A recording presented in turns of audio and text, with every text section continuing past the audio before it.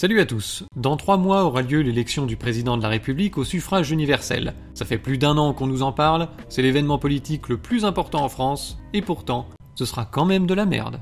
Tous les sujets abordés seront massacrés, les plus importants seront oubliés, on passera plus de temps à commenter les petites phrases et les postures que les sujets de fond, Nathalie Arthaud sera diffusée uniquement à 3h du matin, en boucle, pendant que d'autres squattent la tranche 18-21h pour commenter l'actu, et on appelle ça l'égalité du temps de parole. Enfin, l'équité. L'équité renforcée, c'est compliqué. La campagne électorale sera encore médiocre et cela tient à 3 raisons principales qu'il faut avoir en tête pour mieux comprendre les singeries qui vont se dérouler sous nos yeux ébahis dans les semaines qui viennent. J'ai décidé de faire 3 vidéos relativement courtes sur chacune de ces raisons pour ne pas vous surcharger d'infos et que vous ayez le temps de réfléchir posément à chacune d'elles. Les vidéos sont espacées de quelques jours, sans doute une semaine, ce qui vous laissera le temps d'aller éplucher la liste de liens que je vais mettre en description vers des documentaires et des bouquins pour ceux qui veulent aller plus loin sur le sujet. Il s'agit donc d'une véritable formation à l'autodéfense intellectuelle en période électorale et on va pas se mentir, c'est nécessaire. Hein. En plus, c'est gratuit. Alors abonnez-vous.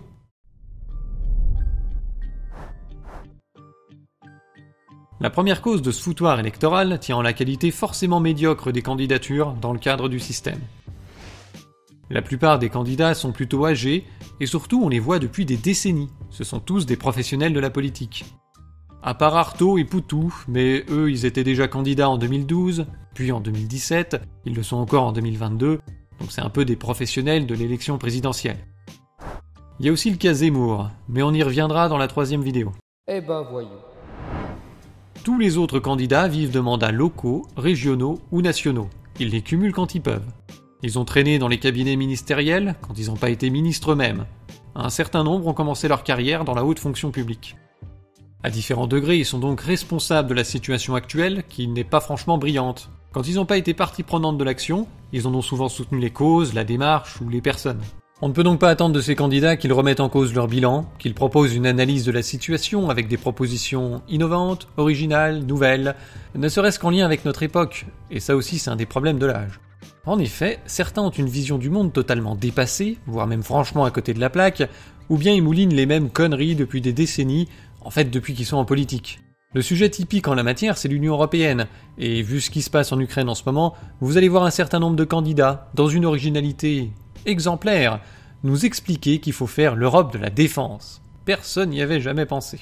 Mais qu'est-ce que vous auriez fait différemment? C'est ça la question qui est posée. Ce qui aurait été fait différemment, c'est d'abord, mais ça ne tient pas que au président de la République, ça, je suis d'accord, c'est un problème de faiblesse de l'Europe. Donc ce que j'aurais fait en étant président de la République depuis 2017, j'aurais peut-être un peu plus travaillé justement à conforter cette Europe et cette Europe de la défense. Ah oui, c'est original, ça fait seulement 70 ans qu'on nous bassine avec l'Europe de la défense. On va peut-être essayer autre chose, non? Le politicien de carrière tend à l'inertie. Il finit par être prisonnier de ses actes passés, de son idéologie et aussi de son parti. Un parti qu'il faut rassembler autour de soi si on veut être candidat. Il faut donc respecter la ligne de ce parti et respecter le bilan et les idées de ses petits camarades qui sont aussi des politiciens de carrière, ce qui réduit encore le champ de la critique possible ou de l'originalité. Et accueillir Valérie ici est un symbole. C'est un symbole qui répondra très simplement à votre question. C'est le symbole de mon soutien et de mon engagement total aux côtés de Valérie. Valérie a fait un début de campagne qui était très important, qui consistait à tourner les pages du passé.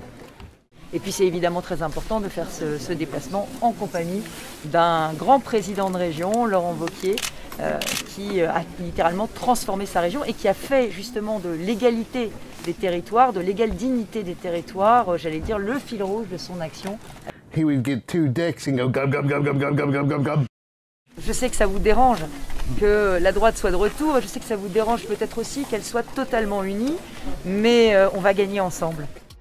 Les politiciens, c'est comme les couches culottes, il faut les changer régulièrement et pour les mêmes raisons.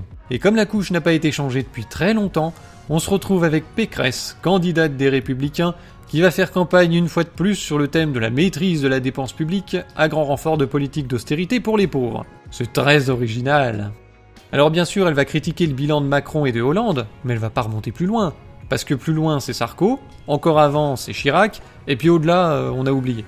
Aussi, vous ne l'entendrez pas dire un mot sur l'immense fiasco des fournisseurs alternatifs d'électricité à qui on vient de donner 16 milliards pour les maintenir en vie quelques mois de plus. Bah oui, elle était ministre dans le gouvernement de Sarko et de Fillon qui ont mis en place ce merdier. Elle a soutenu Sarkozy en 2012, puis Fillon en 2017. Elle va pas venir nous dire aujourd'hui que tout ce qui a été fait à l'époque était nul à chier, que ça nous coûte une fortune, votez pour moi, je vais maîtriser la dépense publique. Il risque d'y avoir un petit problème de crédibilité. Le politicien est donc otage de son bilan et de celui de ses petits camarades. Mais cette pression des partis va plus loin, puisqu'ils opèrent une présélection des candidats parmi leurs membres, à qui on demandera moins d'être compétents et honnêtes que conformistes. Dans les petits partis qui n'ont pas forcément beaucoup de chances de remporter l'élection, on va sans doute sélectionner le meilleur orateur pour faire passer les idées dans les médias. Mais dans les plus grands, il y a souvent de la compétition parmi les orateurs qui veulent tous la place. Et s'il n'y a pas une figure légitime qui sort du lot, il va falloir un mécanisme pour départager les égos. Donc on fait une primaire, comme chez les Républicains. 5 candidats d'accord sur tout qui débattent entre eux pour savoir lequel est le plus lisse, le plus conforme, le plus à même d'incarner la droite française. C'est le concours de celui qui dira le plus de trucs que l'électorat visé a envie d'entendre. Dans le cas d'espèce, ça se résume à dire des énormités sur la sécurité et les impôts. C'est d'ailleurs un peu gênant d'étaler ce désastre intellectuel à la télé, puisqu'il parle à tous les Français. Mais en fait, il s'adresse seulement aux boomers de droite pur jus qui osent encore être adhérents des Républicains pour aller voter à la primaire et payer pour ça en plus. Tous ceux qui sont pas la cible du propos de ces débats ne peuvent être que consternés par le niveau et se demandent pourquoi ils disent des conneries pareilles, mais c'est précisément parce que vous n'êtes pas la cible. Un candidat, c'est un peu comme un blockbuster américain. Comme faut vendre le film à toute la planète, on s'aligne sur le plus petit dénominateur commun en termes de complexité du scénario et de finesse dans l'humour. Alors, le résultat est très mauvais. Un candidat c'est pareil, sauf qu'on n'a pas besoin de le vendre à toute la planète. Il s'adresse seulement à son électorat, et c'est pour ça qu'il n'hésite pas à prendre des postures caricaturales sur des sujets d'actu pour le séduire. C'est comme ça qu'on se retrouve avec un Mélenchon qui raconte n'importe quoi sur l'énergie pour promettre un monde 100% ENR à ceux qui veulent plus des énergies fossiles, mais qui ont peur du nucléaire. Dans un autre genre, on a Macron qui adapte son discours en fonction de l'audience du média dans lequel il parle, au risque de dire tout et n'importe quoi. Alors à l'époque, j'étais pas de gauche. Vous n'avez plus rien à voir avec le Parti Socialiste. Mais je ne suis pas au Parti Socialiste. Je vais vous le dire de manière la plus claire possible. Pour ma part, je suis de gauche. C'est un mouvement politique qui ne sera pas à droite, qui ne sera pas à gauche. Et être socialiste aujourd'hui me paraît une nécessité de bâtisseur. Monsieur Macron, vous nous dites « je ne suis ni de droite ni de gauche ». Je n'ai pas dit ça ainsi, non. Mais lui c'est spécial, il s'adresse pas à un courant politique, il cible les crétins de tous bords. Et visiblement ça fait du monde. Si vous n'avez pas de figure légitime dans votre courant politique, ni un centre de gravité qui peut organiser une primaire, en fait c'est encore pire.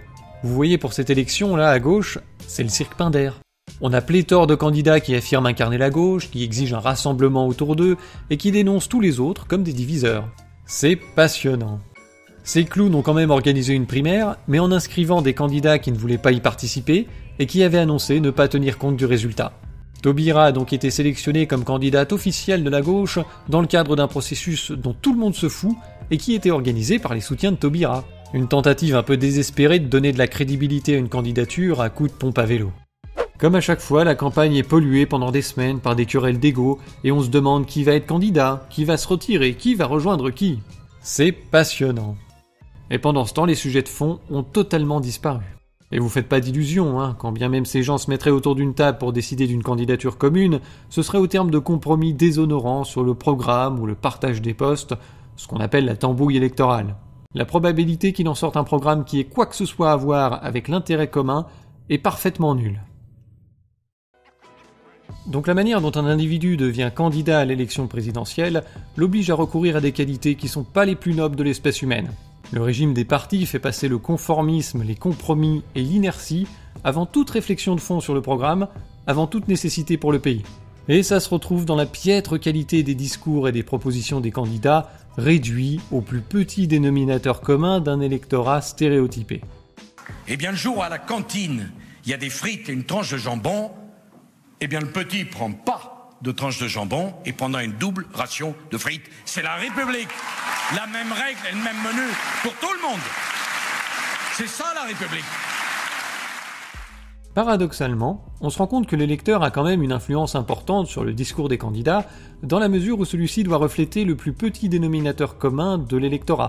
Mais ce n'est pas l'électeur individuel qui compte, c'est la masse des électeurs, et c'est pas exactement la même chose. Tout ce qui est capable d'influencer les masses, de leur insuffler une idée simple, influencera au final les candidats qui devront prendre position sur le sujet. Par exemple, il y a quelques décennies, l'écologie était un sujet mineur, réservé à une partie de la gauche, et c'est devenu aujourd'hui un chapitre incontournable dans tous les programmes pour tous les partis. Les masses sont bien sûr influencées par leur vécu, mais aussi par toutes sortes de choses qui s'adressent à eux, des vidéastes, des écrivains, des ONG, des lobbies, etc. Mais tout ça n'est rien sans l'accès à la courroie de distribution principale de tous les discours, ces armes d'influence massive que sont les sondages et les médias. Il suffit que les médias parlent en boucle des attaques de chiens pour que les attaques de chiens deviennent un sujet essentiel de la campagne, et tous les candidats seront obligés d'avoir un avis là-dessus. Alors s'il est vrai de dire que les candidats sont suivistes des préoccupations des électeurs, on oublie souvent de dire que ces préoccupations peuvent être fabriquées par les médias et les sondages, les deux autres ingrédients essentiels pour une campagne électorale bien médiocre. Ce sera le sujet des 2 prochaines vidéos, n'hésitez pas à vous abonner pour ne pas les rater. Vous trouverez en description une liste de liens vers des documentaires et des bouquins complémentaires à cette série. Et je vous rappelle que vous pouvez financer mon travail via Tipeee ou en faisant un tour sur notre boutique zoneartisanale.com. D'ailleurs, on va terminer en faisant un point boutique. Notre projet continue d'avancer tranquillement. On vient de référencer 2 jeunes qui se sont lancés dans la production de spiruline. Si la classe politique vous fatigue, essayez de faire une cure, ça ne peut vous faire que du bien. C'est bourré de vitamines, de protéines, de minéraux et d'oligo-éléments. C'est ce qu'on appelle un super aliment. En plus, leur produit est de bien meilleure qualité que les spirulines labellisées qu'on peut trouver dans les magasins bio. Pour des raisons habituelles de bureaucratie européenne stupide, la spiruline cultivée en Europe ne peut pas être labellisée bio. Ces produits viennent donc forcément d'Asie, grâce à des équivalences, qui n'ont d'équivalence que le nom. En effet, ces spirulines présentent 2 problèmes. Elles peuvent contenir un taux élevé de métaux lourds à cause de l'eau utilisée dans les cultures qui n'est pas toujours de bonne qualité. Aussi, l'utilisation d'un séchoir industriel qui monte à plus de 200 degrés grille une partie des bienfaits de la spiruline, en plus de l'oxyder. C'est ce qui lui donne cette odeur forte et désagréable de nourriture pour poissons. Spirulinalp utilise une eau pure pour ses cultures, en plus d'être transparent sur la présence des métaux lourds. À chaque numéro de l'eau correspond des analyses qui sont accessibles à tous sur leur site internet. Par ailleurs, ils utilisent un séchoir à froid qui ne dépasse pas 40 degrés, préservant les bienfaits de la spiruline et limitant la présence de ce goût de poisson qui rebute tant de monde.